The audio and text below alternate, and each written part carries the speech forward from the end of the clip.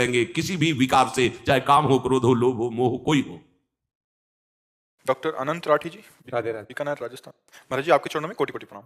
महाराज जी, मैं एक मनोरोग चिकित्सक हूँ। किसी भी रोगी की मानसिक पीड़ा कम करने के लिए मेरे मन में क्या भाव होने चाहिए और भगवत भाव किस तरह किसी रोगी की मानसिक पीड़ा को दूर कर सकता है? हाँ, बात ये समझनी कि उसकी जो मानसिकता है वो ऊर्ध्वगति रहित हो चुकी है, मतलब अच्छे विचार और उत्तम विचार रहित हो चुकी है और वो पतन की तरफ ही जाएगी। उसका मूल अध्यात्म में कारण है पाप क्रियाएं, व्यर्थ चिंतन, ओवर थिंकिंग, बहुत सोचना और भगवत रहित सोचना, सत्य रहित सोचना। तो असत प्रपंच उसको एकदम डाउन करता चला जाता है। और दूसरा इसमें कारण है ब्रह्मचर्यहीनता।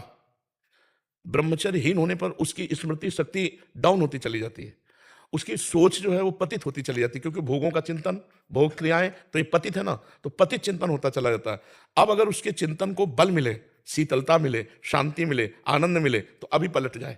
जब तक ये नहीं मिलेगा तब तक वो पलटेगा नहीं। आप दवाइयों के द्वारा कितना भी रोकने की कोशिश करें, वो बेहोश रहेगा, वो नींद में चला जाएगा, लेकिन जब होश आएगा तब उसका चिंतन निगेटिव ही होगा, तब उसका चिंतन कमजोर ही होगा। अगर उसे अध्यात्म दे दिया जाए और धीरे धीरे दवाओं के द्वारा उसकी मानसिक शक्ति को पुष्ट किया जाए, उसे विश्राम मिले थोड़ा और अध्यात्म चिंतन उसका चलने लगे, जैसे भगवान का नाम तुम्हें इतना जपना ही है, तुमको अमुक पाठ करना ही है, कोई पाठ दे दे भगवान की स्तुति, कोई ये दवा के साथ अगर आप दो और उसको समझाने की चेष्टा करो। भगवान का जब तुम आश्रय लोगे तो तुम्हें चिंता नहीं करनी, हर जगह तुम्हारी रक्षा करेंगे। भगवान का आश्रय लोगे तो एक सेकंड में उन्होंने अनंत सृष्टि रच दी, तुम्हारे लिए हर व्यवस्था कर देंगे। भगवान इतने महाबलशाली कि उनके आगे किसी की नहीं चलती, और वो हमारे हैं, तो आपको चिंता नहीं करनी। आप जो व्यर्थ चिंतन करते हो ये ठीक बात नहीं है, उसके मन को व्यर्थ चिंतन से हमें बचाना होगा। तो जब तक हम नाम नहीं देंगे उसे, भगवत नाम, तब तक वो चिंतन करेगा तो क्या करेगा?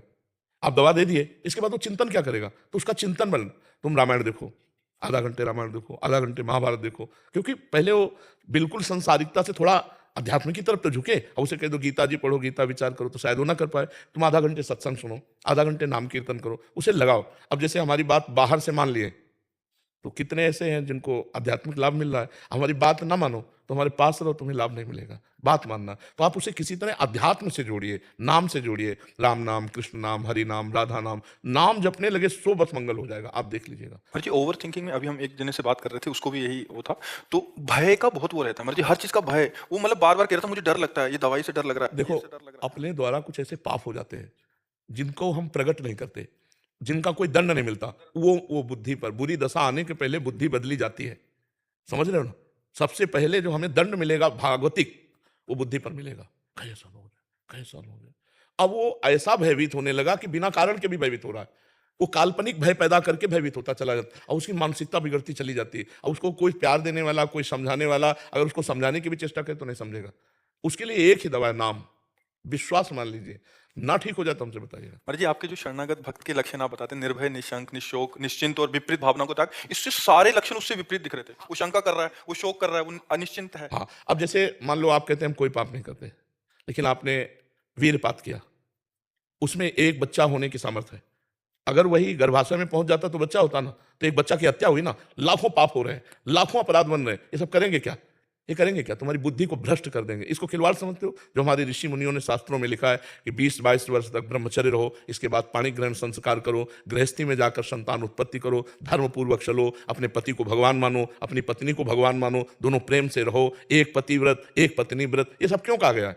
पापाचरण, मनोरंजन, तो भी भोगो, कुछ दिन बाद मनोरंजन का फल अपने आप आ जाएगा कि आपका दिमाग ही आपको दंड देने लगेगा।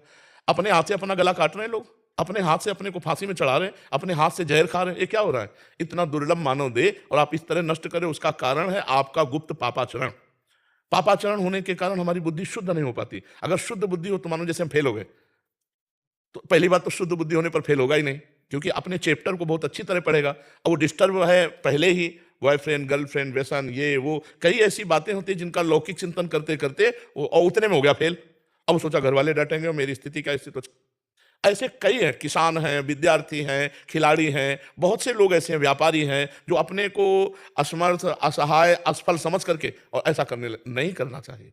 ये नहीं करना चाहिए, और ये तभी रुकेगा जब बुद्धि शुद्ध होगी। तभी तो देखो, सबको प्रातःकाल उठने की आज्ञा हमारे ऋषियों को है, सबको अर्घ देने की, चाहे जिस कुल का हो, चाहे सबको सूर्य भगवान का आदर करने की, और सबको नाम जप करने की, अपने यथायोग्य अधिकारानुसार मंत्र जप करने की। अब देखो, गायत्री मंत्र का जो आखिरी अर्थ है वो परम सत्य, मेरी बुद्धि को प्रचोदयात्, सत्य की तरफ प्रेरित करे। पूरा मंत्र तो हम नहीं करके कोई अधिकारानुसार कहा जाता है, वो परम सत्य मेरी बुद्धि को सत्य की तरफ प्रेरित करे। प्रातः काल उठकर प्रार्थना तो बुद्धि शुद्ध होती। अब आप देखो 10-10 बजे तक सो रहे हैं, सूर्य भगवान उदय होने का कोई मतलब ही नहीं है, कोई दिनचर्या ही नहीं है, कोई दिनचर्या नहीं है।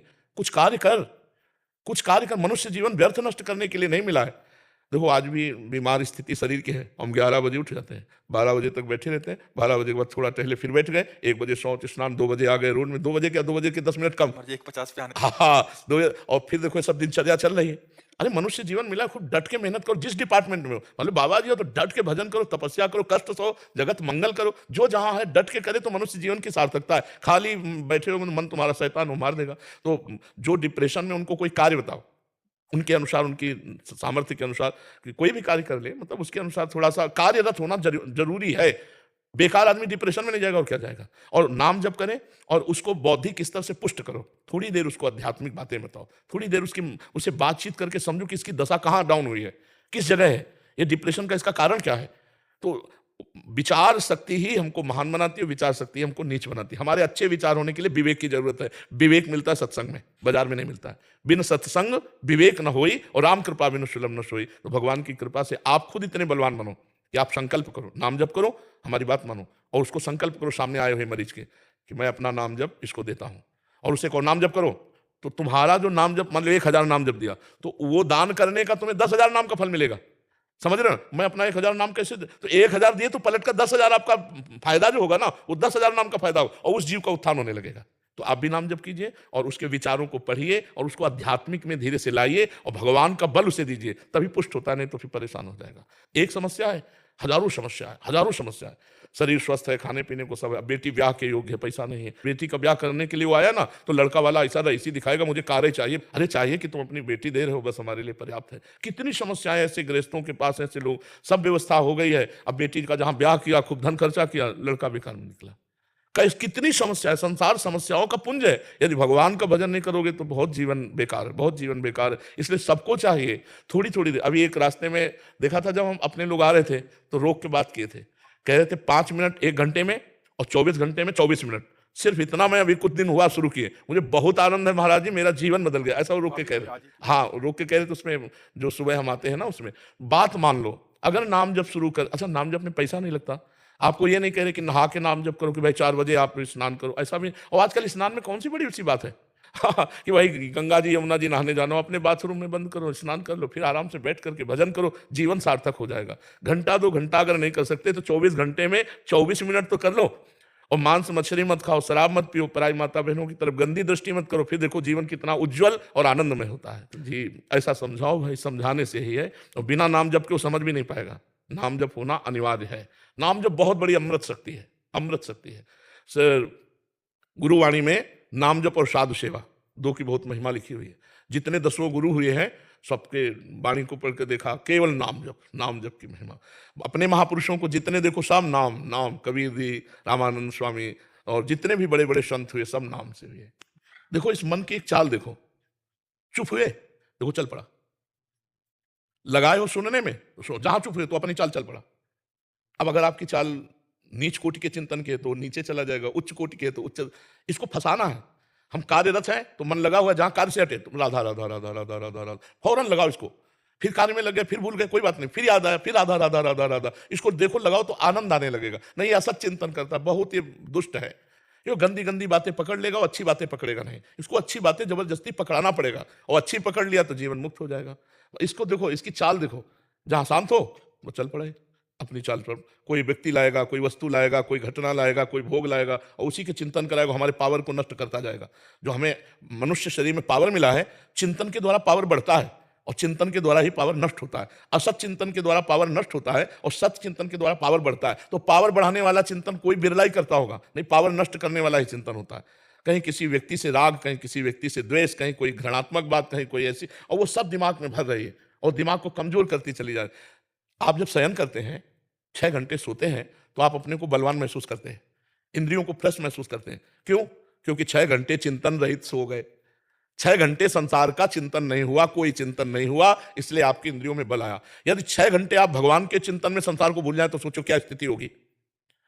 ना सत ना असत कोई चिंतन नहीं हुआ नींद में, तब आपको लगा हाँ आज मैं बहुत आराम से सोया, एक मतलब फ्रेश अनुभव होता है, क्योंकि चिंतन छूटा। अगर आदमी को नींद ना आए तो आदमी परेशान हो जाए, क्यों? क्योंकि उसका चिंतन नहीं रुक रहा, उसको चिंतन रोकना है। अगर हम वही चिंतन नाम के बल से रोक दें, राधा राधा राधा, तो 6 घंटे ना सोए भी तो भी आनंद बना रहेगा। 1 मिनट दिन में नहीं सोते, रात्रि में 8 से 11 ये समय शयन का है।